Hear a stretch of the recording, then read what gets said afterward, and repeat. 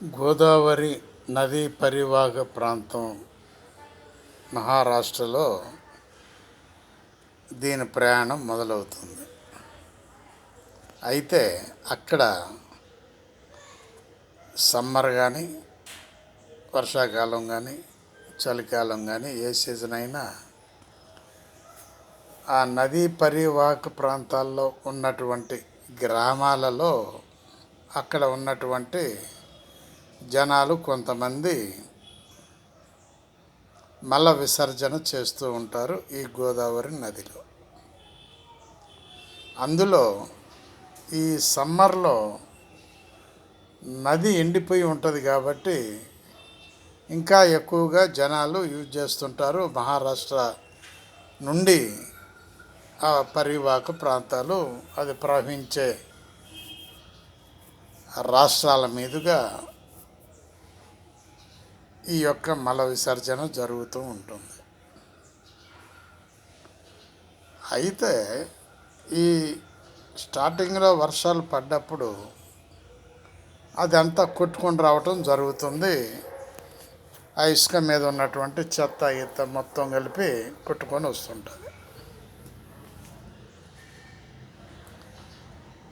ఆ కొట్టుకొని వచ్చేటటువంటి వాటరు ఈ మల విసర్జన ఏదైతే ఉంటుందో అది చేపలు లేదా ఇంకా వేరే జంతువులు ఏది తిన్నా కూడా అది మిగిలే ఉంటుంది, వాటర్లో కరిగిపోయి ఉంటుంది. దాన్ని మన యొక్క శాస్త్రజ్ఞులు సాక్షి పేపర్ ద్వారా బయటకు ఆ వార్తలు ఇవ్వటం జరిగింది. ఆ వాటరు తాగేటటువంటి ఆ పరివాహక ప్రాంతాల వాళ్ళు కాకుండా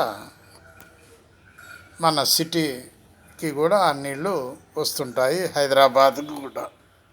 అయితే అవన్నీ కలుషితమైన నీళ్ళే. ఆ వాటరు మన వాళ్ళు పైప్ లైన్లోకి తీసుకున్న తర్వాత మళ్ళీ మన యొక్క ఊర్లలో ఉన్నటువంటి డ్రైనేజ్ పైప్ లైన్లు పగిలిపోతుంటాయి అక్కడక్కడ. వీటి పక్కనే అవి కూడా ఉంటాయి, రైలు పట్టాల లెక్క ప్యారలల్గా. ఈ విధంగా పగిలిపోయి అక్కడిక్కడ కలుస్తూనే ఉంటాయి. ఆ నీళ్ళు హైదరాబాదు వాసులు తాగటానికి వాడుతుంటారు. మరి రోగాలు రమ్మంటే ఎందుకు రావు? ఆ రోగాలకు సరిపడా డాక్టర్లు హైదరాబాద్ నిండా ఉన్నారు. ఈ హైదరాబాద్లో అసలు ఒరిజినల్గా చదివిన డాక్టర్లే కాకుండా డూప్లికేట్ డాక్టర్లు కూడా హాస్పిటల్స్ పెట్టి నడిపిస్తున్నారు. ఇంత నడిచినా కూడా రోగస్తులు ఎక్కువగానే ఉన్నారు ఈ హైదరాబాద్ నగరంలో. పనికిరాని రోగాలు, అసలు వాటి పేర్లే తెలియని రోగాలు చాలా ఉన్నాయి. డాక్టర్లకు తెలియని రోగాలు కూడా ఉన్నాయి. కాబట్టి ఇన్ని ఉపయోగాలు ఉన్నటువంటి ఆ గోదావరి నీళ్లను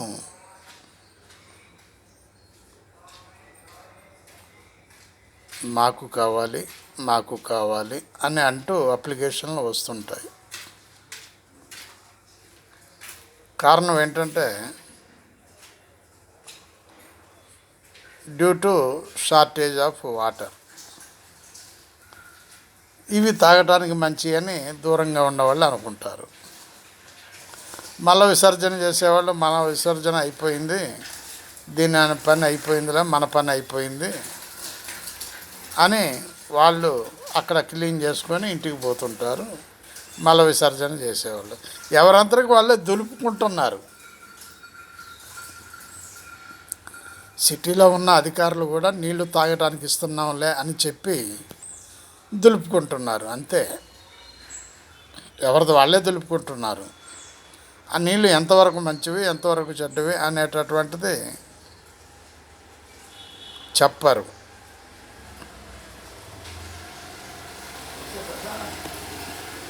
రోగాలు మాత్రం హైదరాబాద్ నిండా రోగాలే.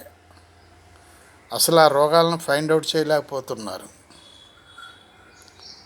యావరేజ్లో 100 మందిలో 60 మంది క్యాన్సర్ ఉంటుంది.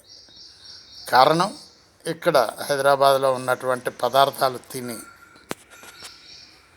హైదరాబాద్లో అంతా కల్తీనే. వేరే చోట్లంటే పర్వాలేదేమో కానీ హైదరాబాద్లో మాత్రం అంతా కల్తీనే. ఈ కల్తీ పదార్థాలు తిని 60% మాత్రం క్యాన్సర్ పేషెంట్లు ఉన్నారు. For example, milk packet 2 days time ఇస్తాడు దానికి వాడుకుంటానికి.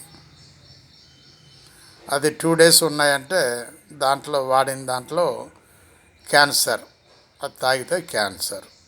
ఎందుకంటే అది 2 days నిల్వ ఉండాలి. అదేవిధంగా ప్యాకింగ్ ఫుడ్స్, గోధుమ పిండి, శనగపిండి, ఇట్లాంటివన్నీ ప్యాకేజ్డ్ ఫుడ్స్.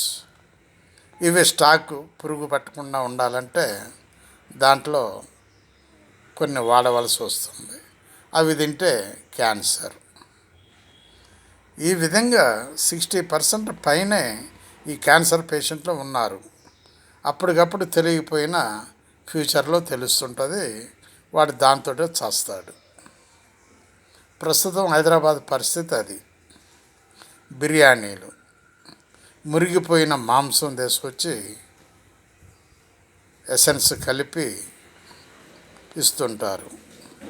ఆ బిర్యానీ కోసం ఎగబడుతుంటారు హైదరాబాదులో కొంతమంది ప్రజలు. సరే, ఏ తిండి లేకపోతే మరి ఆర్డర్ ఇస్తేనే కదా తినాల్సిందే. అలాంటి వాళ్ళు కూడా ఆర్డర్ ఇచ్చి తెప్పించుకుంటారు. వాళ్ళకి పాపం ఏమీ ఉండదు సైడ్లో. అటు ఆడవాళ్ళు ఉండరు, ఇటు మగవాళ్ళు ఉండరు, ఎవడు వండేవాడు ఉండడు, పెట్టేవాడు ఉండడు, తినేవాడు వీడు ఒక్కడే తినేవాడు కాబట్టి ఆర్డర్ ఇస్తాడు, తెప్పించుకుంటాడు, తింటాడు. క్యాన్సర్ మాత్రం తప్పకుండా ఉంటుంది. ఈ విధంగా రకరకాల మాంసాలతో తయారు చేసినటువంటి కబాబులు, చికెన్ కబాబ్ అంటాడు, మటన్ కబాబ్ అంటాడు. వాడు చివరికి కాల్చిన తర్వాత ఏ కబాబో ఏ మాంసం అయితే ఏమైంది తినడానికి. కాబట్టి రోగాలు పక్కనే ఉంటాయి. ఆలోచించండి మీరు కూడా. బాలసాని వీరప్రసాద్, హైదరాబాద్.